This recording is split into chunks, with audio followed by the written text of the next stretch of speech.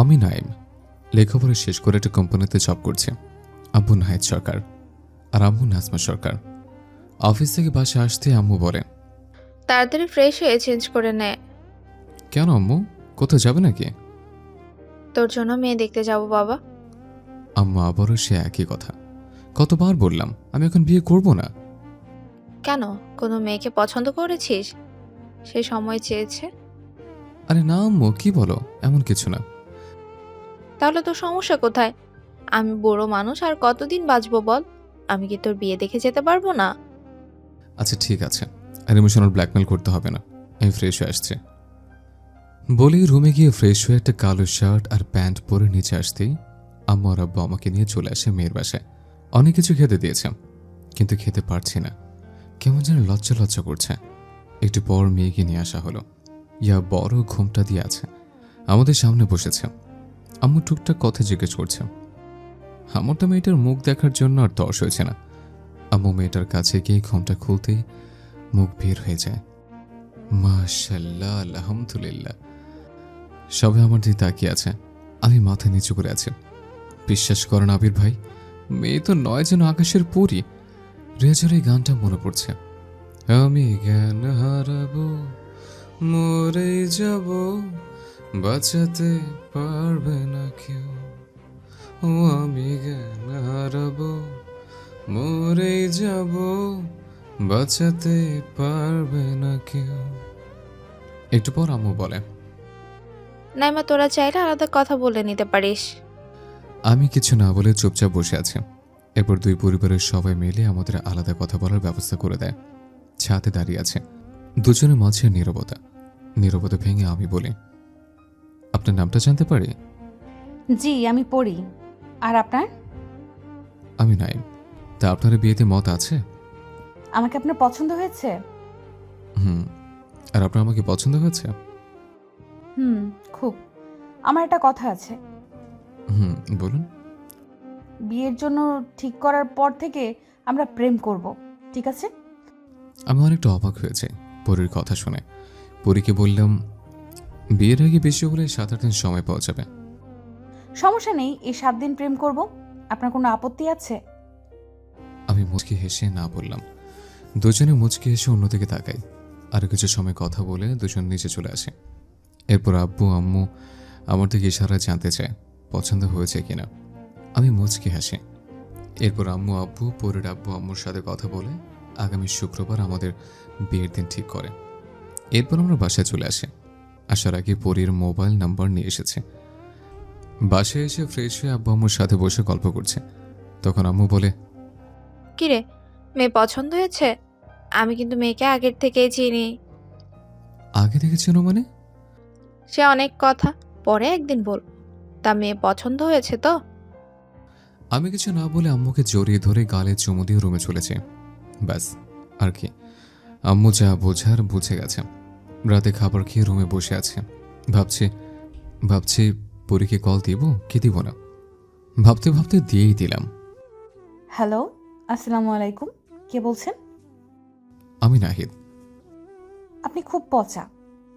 যা বাবা, আমি আবার কি করলাম? বাসায় গেছেন সেই কখন, আর এখন কল করলেন? আপনি এত আনরোমান্টিক কেন বলুন তো? আসলে বাসায় আসার পর থেকে ব্যস্ত হয়ে পড়েছি, তাই আর কল করা হয়নি আপনাকে।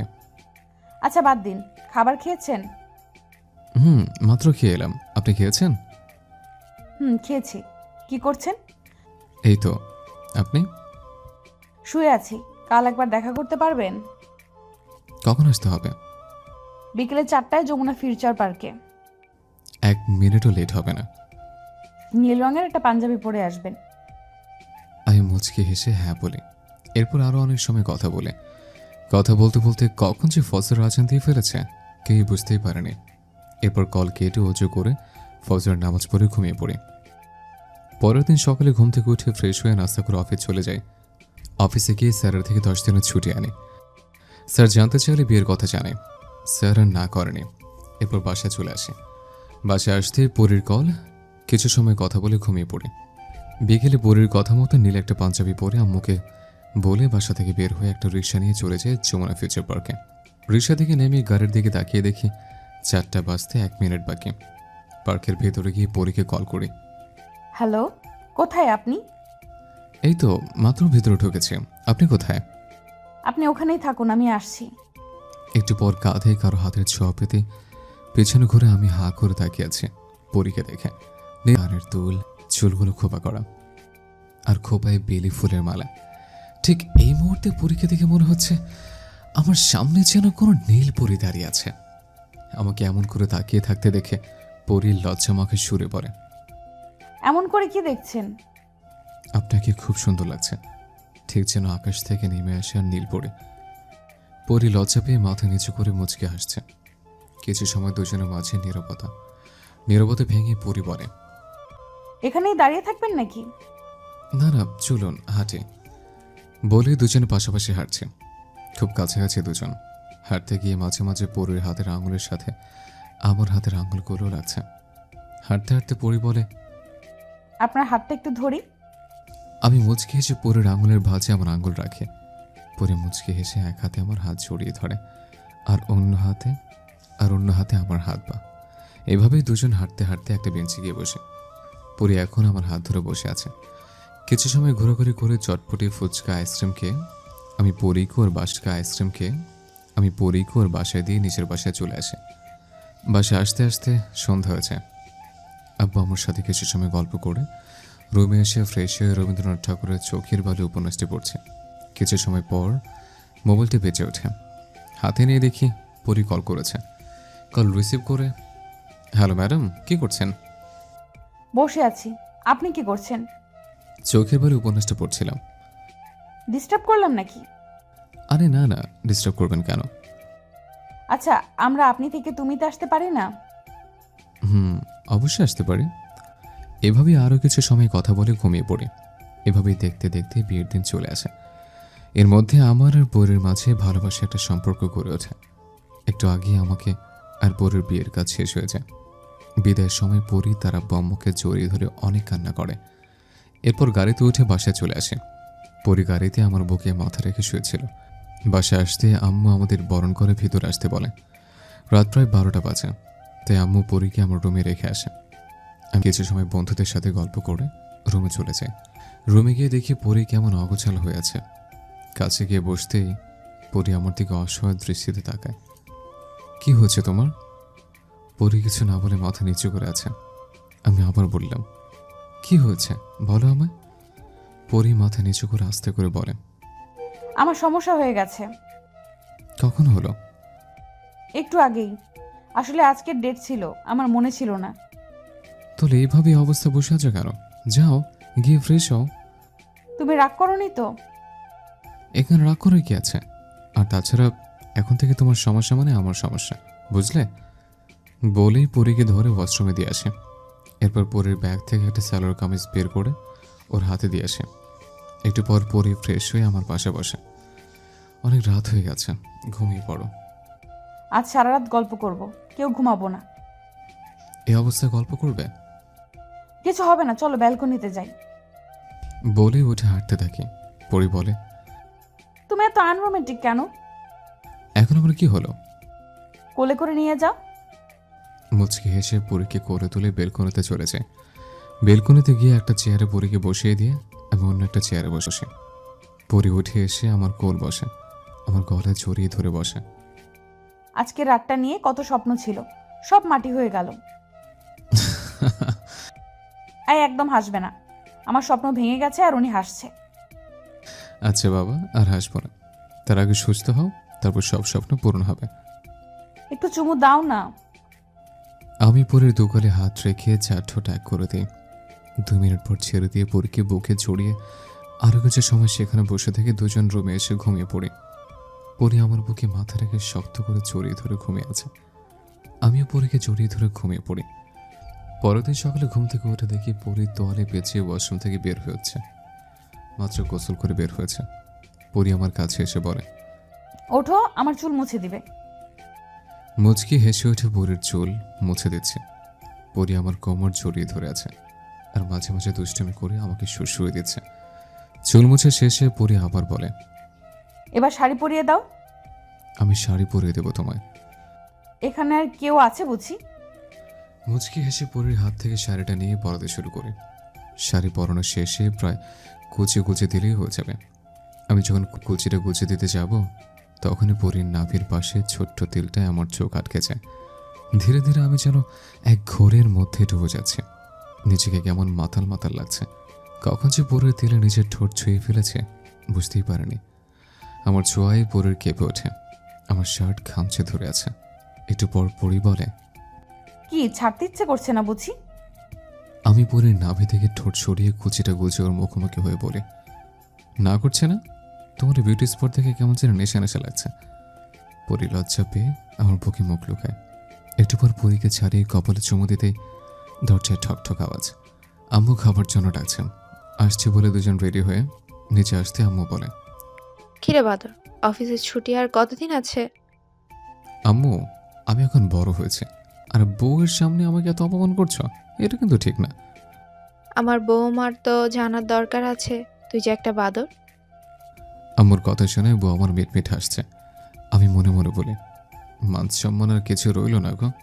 নতুন বউয়ের সামনে আমাকে বলে বাদর, একটু ইজ্জতের অবশিষ্ট রইল না। আর টুকটাক কথা বলতে বলতে খাবার খেয়ে বসে গল্প করছে। হঠাৎ মোবাইলটা বেজে ওঠে। মোবাইল হাতে নিয়ে দেখি অফিসের বস কল করেছে। অফিসের কাজের জন্য সিলেট যেতে হবে কালকে। আমি বললাম, স্যার আমি তো ছুটিতে আছে, আর আমার ছুটি শেষ হতে আরও 3 দিন বাকি। স্যার জানায় কাজটা খুব ইম্পর্ট্যান্ট, আমি ছাড়ার কারোর উপর ভরসা করতে পারছি না। আর কি রাজি না হয়ে উপায় আছে? কল কেটে আম্মুকে সবটা বললাম। সব শুনে আম্মু বলে, ঠিক আছে, বৌমাকে সাথে করে নিয়ে যা, তাহলেই তো হলো। কিন্তু কাল তোর বাসায় যাওয়ার কথা আমাদের। সমস্যা হবে না, আমি বিয়াকে সব বুঝিয়ে বলবো। আর তোরা ফিরে এলে তখন না হয় যাবি। আর কি হয়ে গেল? পরের দিকে তাকিয়ে দেখি ও অনেক খুশি। আর কিছু সময় আব্বু আম্মুর সাথে গল্প করে রুমে চলে আসে। রুমে এসে পরীকে জিজ্ঞেস করলাম, তোমার কোনো সমস্যা হবে কিনা সেটাই তো জানা হলো না। আমি তো অনেক খুশি। বিয়ের পরের দিনে হানিমুন। আহা কি রোমান্টিক। এই যে ম্যাডাম, আপনার যে প্রবলেম হয়েছে সেটা ভুলে গেছেন? সমস্যা নেই, সেখানে কম হলেও তো 7 দিন থাকবোই। আমি ওইখানে কাজের জন্য যাচ্ছি, বুঝলে? সারাদিন কাজ করবে আর রাতে আমাকে আদর করবে, তাহলেই হয়ে গেল। এই তোমার লজ্জা করে না?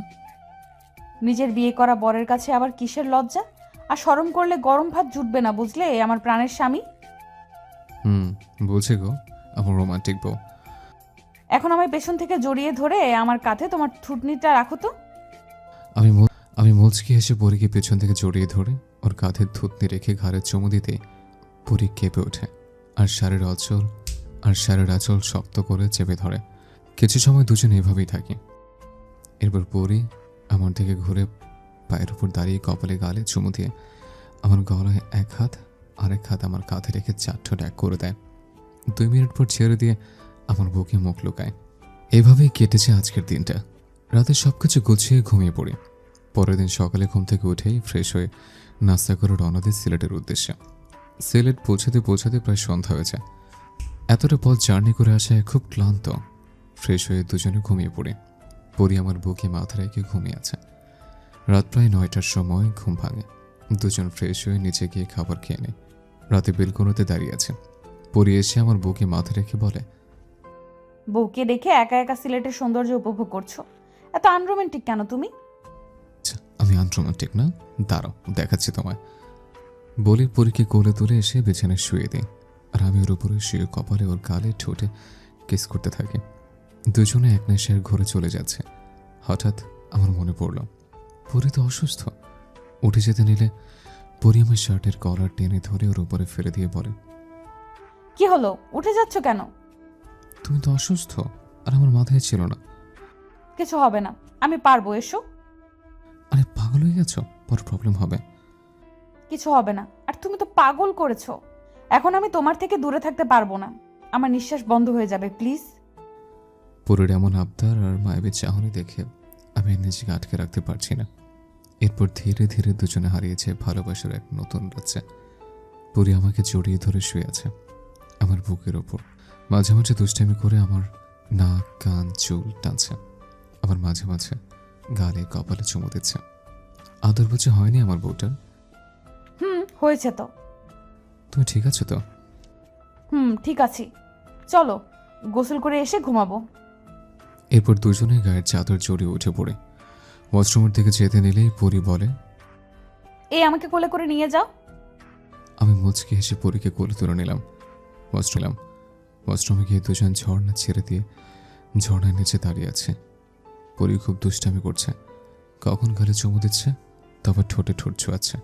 দুষ্টামি করতে করতে দুজনে গোসল শেষ করে এসে চেঞ্জ করে নেই। আমি চুল মুছতে গেলে পরি বলে, আমি তোমার চুল মুছে দিচ্ছি, তুমি আমার মুছে দাও। বলি দুজনে দুটি তোয়ালে নিয়ে একে অপরের চুল মুছে দিচ্ছে। পরি আমার পায়ের ওপর দাঁড়িয়ে আছে। অদ্ভুত এক অনুভূতি হচ্ছে মনে, মাঝে মাঝে যা মুখে প্রকাশ করার মতো না। এরপর দুজনে এসে শুয়ে পড়ি।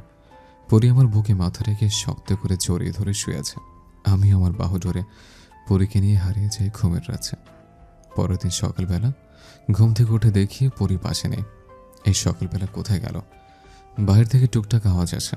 উঠে চোখ টলতে টলতে বাইরে গিয়ে দেখি ও আমার কফি বানাচ্ছে। আমাকে দেখে বলে, এখানে আসো তো। আমি কাছে যেতে আবার বলে, পেছন থেকে আমাকে জড়িয়ে ধরে রাখো। আমিও পরির কথা মতো পেছন থেকে জড়িয়ে ধরে ঘাড়ে নাক ঘষছি।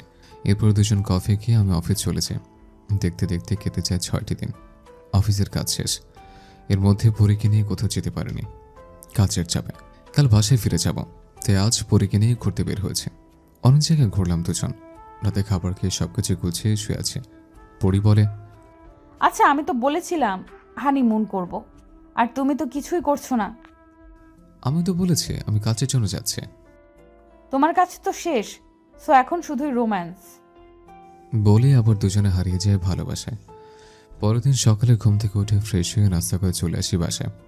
দিনে অফিসের কাজ, রাতে বউয়ের রোম্যান্স, এভাবেই কাটছে দিনগুলো। 1 বছর কেটে যায়। এর মধ্যে পরীকে নিয়ে হসপিটালে এসছে। আজ পরীর ডেলিভারি। ওটি যাওয়ার সময় পরী আমার হাত ধরে বলে, তুমিও আমার ভেতরে যাবে, না হলে আমি যাব না। পাগল হয়ে গেছো? আমি কি করে ভিতরে যাব? আমি কিচ্ছু জানি না, তুমি যাবে মানে যাবে। এরপর ডক্টর অনেক রিকোয়েস্ট করে একটা হসপিটালে ড্রেস পরে ভিতরে যায়। পরীর হাত ধরে বসে আছে। একটু পর পরীকে অজ্ঞান করার জন্য ইঞ্জেকশন দেয়। পরী আমার দিকে কিছু সময় তাকিয়ে থেকে অজ্ঞান হয়েছে। ডক্টর আমাকে বাইরে চলে যেতে বলে। আমি কিছু সময় তাকিয়ে অজ্ঞান হয়ে যাই। ডক্টর আমাকে বাইরে চলে যেতে বলে।